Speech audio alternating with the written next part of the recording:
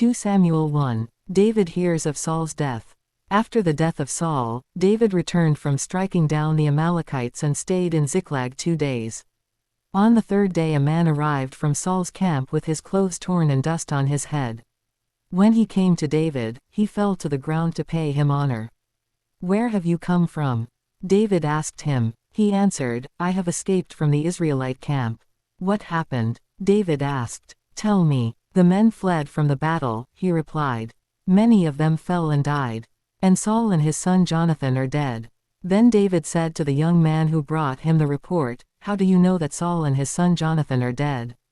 "I happened to be on Mount Gilboa," the young man said, "and there was Saul, leaning on his spear, with the chariots and their drivers in hot pursuit. When he turned around and saw me, he called out to me, and I said, 'What can I do?' He asked me, 'Who are you?'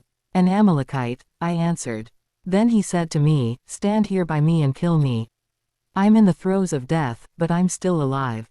So I stood beside him and killed him, because I knew that after he had fallen he could not survive. And I took the crown that was on his head and the band on his arm and have brought them here to my lord." Then David and all the men with him took hold of their clothes and tore them.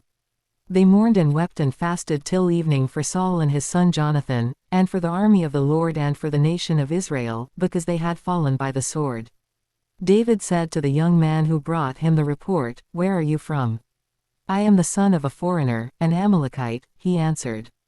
David asked him, "Why weren't you afraid to lift your hand to destroy the Lord's anointed?" Then David called one of his men and said, "Go, strike him down." So he struck him down, and he died. For David had said to him, "Your blood be on your own head. Your own mouth testified against you when you said, 'I killed the Lord's anointed.'" David's lament for Saul and Jonathan. David took up this lament concerning Saul and his son Jonathan, and he ordered that the people of Judah be taught this lament of the bow. It is written in the book of Jashar. "A gazelle lies slain on your heights, Israel. How the mighty have fallen. Tell it not in Gath. Proclaim it not in the streets of Ashkelon. Lest the daughters of the Philistines be glad. Lest the daughters of the uncircumcised rejoice. Mountains of Gilboa, may you have neither dew nor rain. May no showers fall on your terraced fields. For there the shield of the mighty was despised. The shield of Saul, no longer rubbed with oil. From the blood of the slain. From the flesh of the mighty. The bow of Jonathan did not turn back. The sword of Saul did not return unsatisfied. Saul and Jonathan, in life they were loved and admired. And in death they were not parted. They were swifter than eagles. They were stronger than lions. Daughters of Israel, weep for Saul, who clothed you in scarlet and finery, who adorned your garments with ornaments of gold. How the mighty have fallen in battle. Jonathan lies slain on your heights. I grieve for you, Jonathan my brother. You were very dear to me. Your love for me was wonderful, more wonderful than that of women. How the mighty have fallen. The weapons of war have perished." 2 Samuel 2. David anointed king over Judah. In the course of time, David inquired of the Lord, "Shall I go up to one of the towns of Judah?" He asked. The Lord said, "Go up." David asked, "Where shall I go?" "To Hebron," the Lord answered. So David went up there with his 2 wives, Ahinoam of Jezreel and Abigail, the widow of Nabal of Carmel. David also took the men who were with him, each with his family, and they settled in Hebron and its towns. Then the men of Judah came to Hebron, and there they anointed David king over the tribe of Judah. When David was told that it was the men from Jabesh Gilead who had buried Saul, he sent messengers to them to say to them, "The Lord bless you for showing this kindness to Saul your master by burying him. May the Lord now show you kindness and faithfulness, and I too will show you the same favor because you have done this. Now then, be strong and brave, for Saul your master is dead, and the people of Judah have anointed me king over them." War between the houses of David and Saul. Meanwhile, Abner son of Ner, the commander of Saul's army, had taken Ishbosheth son of Saul and brought him over to Mahanaim. He made him king over Gilead, Ashuri and Jezreel, and also over Ephraim, Benjamin and all Israel. Ishbosheth son of Saul was 40 years old when he became king over Israel, and he reigned 2 years. The tribe of Judah, however, remained loyal to David. The length of time David was king in Hebron over Judah was 7 years and 6 months. Abner son of Ner, together with the men of Ishbosheth son of Saul, left Mahanaim and went to Gibeon. Joab son of Zeruiah and David's men went out and met them at the pool of Gibeon. One group sat down on one side of the pool and one group on the other side. Then Abner said to Joab, "Let's have some of the young men get up and fight hand to hand in front of us." "All right, let them do it," Joab said. So they stood up and were counted off, 12 men for Benjamin and Ishbosheth son of Saul, and 12 for David. Then each man grabbed his opponent by the head and thrust his dagger into his opponent's side, and they fell down together. So that place in Gibeon was called Helkath Hazarim. The battle that day was very fierce, and Abner and the Israelites were defeated by David's men. The 3 sons of Zeruiah were there, Joab, Abishai and Asahel. Now Asahel was as fleet-footed as a wild gazelle. He chased Abner, turning neither to the right nor to the left as he pursued him. Abner looked behind him and asked, "Is that you, Asahel?" "It is," he answered. Then Abner said to him, "Turn aside to the right or to the left, take on one of the young men and strip him of his weapons." But Asahel would not stop chasing him. Again Abner warned Asahel, "Stop chasing me. Why should I strike you down? How could I look your brother Joab in the face?"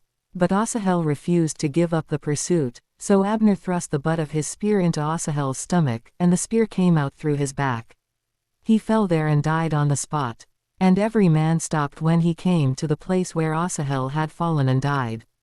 But Joab and Abishai pursued Abner, and as the sun was setting, they came to the hill of Ammah, near Giah on the way to the wasteland of Gibeon.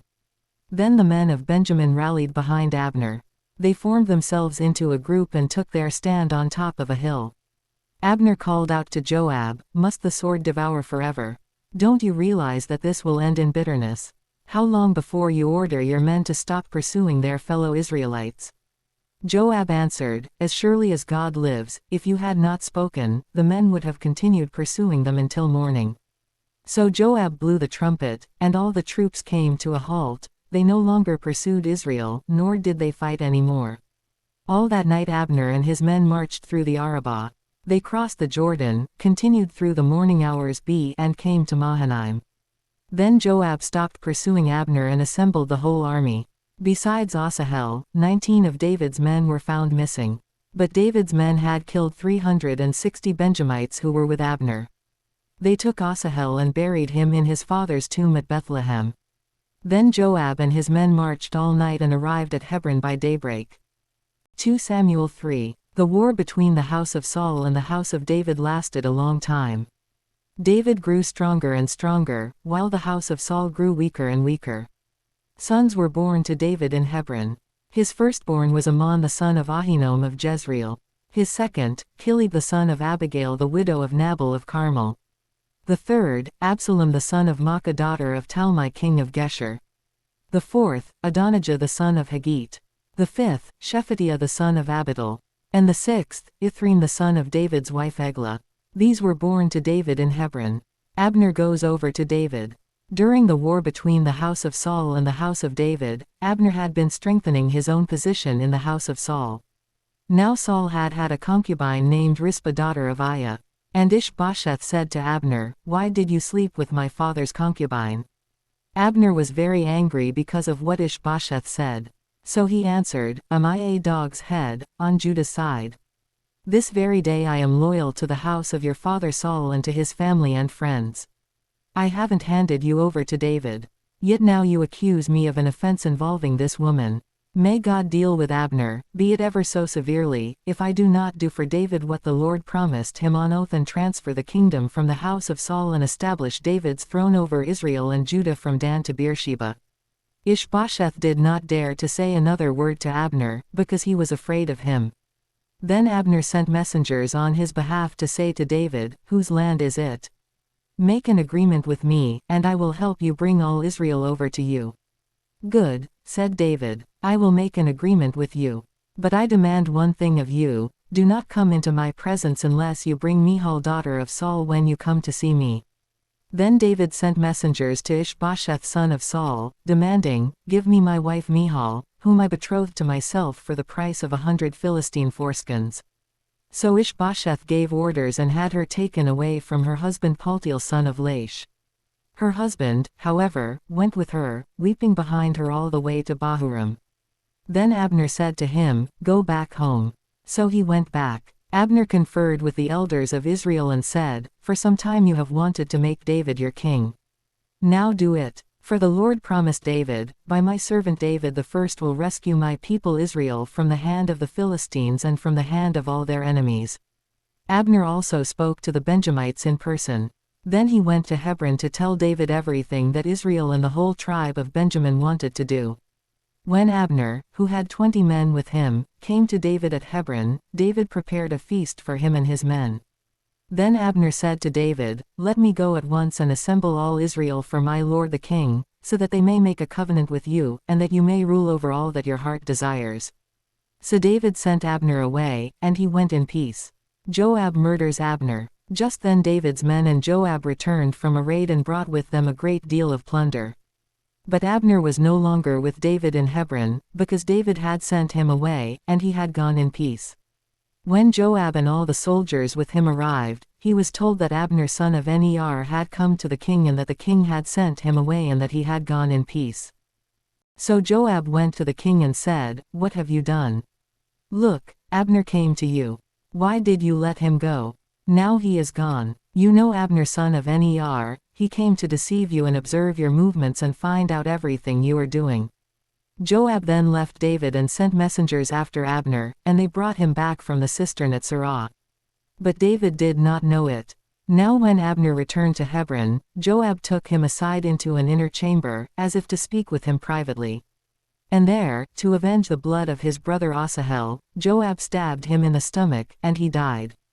Later, when David heard about this, he said, "I and my kingdom are forever innocent before the Lord concerning the blood of Abner son of Ner. May his blood fall on the head of Joab and on his whole family. May Joab's family never be without someone who has a running sore or leprosy or who leans on a crutch or who falls by the sword or who lacks food." Joab and his brother Abishai murdered Abner because he had killed their brother Asahel in the battle at Gibeon. Then David said to Joab and all the people with him, "Tear your clothes and put on sackcloth and walk in mourning in front of Abner." King David himself walked behind the bier. They buried Abner in Hebron, and the king wept aloud at Abner's tomb. All the people wept also. The king sang this lament for Abner. "Should Abner have died as the lawless die? Your hands were not bound. Your feet were not fettered. You fell as one falls before the wicked." And all the people wept over him again. Then they all came and urged David to eat something while it was still day, but David took an oath, saying, "May God deal with me, be it ever so severely, if I taste bread or anything else before the sun sets." All the people took note and were pleased, indeed, everything the king did pleased them. So on that day all the people there and all Israel knew that the king had no part in the murder of Abner son of Ner. Then the king said to his men, "Do you not realize that a commander and a great man has fallen in Israel this day? And today, though I am the anointed king, I am weak, and these sons of Zeruiah are too strong for me. May the Lord repay the evildoer according to his evil deeds." 2 Samuel 4. Ishbosheth murdered. When Ishbosheth son of Saul heard that Abner had died in Hebron, he lost courage, and all Israel became alarmed. Now Saul's son had 2 men who were leaders of raiding bands. One was named Baanah and the other Rechab. They were sons of Rimmon the Beerothite from the tribe of Benjamin. Beeroth is considered part of Benjamin, because the people of Beeroth fled to Gittim and have resided there as foreigners to this day. Jonathan son of Saul had a son who was lame in both feet. He was 5 years old when the news about Saul and Jonathan came from Jezreel. His nurse picked him up and fled, but as she hurried to leave, he fell and became disabled. His name was Mephibosheth. Now Rechab and Baanah, the sons of Rimmon the Beerothite, set out for the house of Ishbosheth, and they arrived there in the heat of the day while he was taking his noonday rest. They went into the inner part of the house as if to get some wheat, and they stabbed him in the stomach. Then Rechab and his brother Baanah slipped away. They had gone into the house while he was lying on the bed in his bedroom. After they stabbed and killed him, they cut off his head. Taking it with them, they traveled all night by way of the Arabah. They brought the head of Ishbosheth to David at Hebron and said to the king, Here is the head of Ishbosheth son of Saul, your enemy, who tried to kill you. This day the Lord has avenged my lord the king against Saul and his offspring." David answered Rechab and his brother Baanah, the sons of Rimmon the Beerothite, "As surely as the Lord lives, who has delivered me out of every trouble, when someone told me, 'Saul is dead,' and thought he was bringing good news, I seized him and put him to death in Ziklag. That was the reward I gave him for his news. How much more, when wicked men have killed an innocent man in his own house and on his own bed, should I not now demand his blood from your hand and rid the earth of you?" So David gave an order to his men, and they killed them. They cut off their hands and feet and hung the bodies by the pool in Hebron.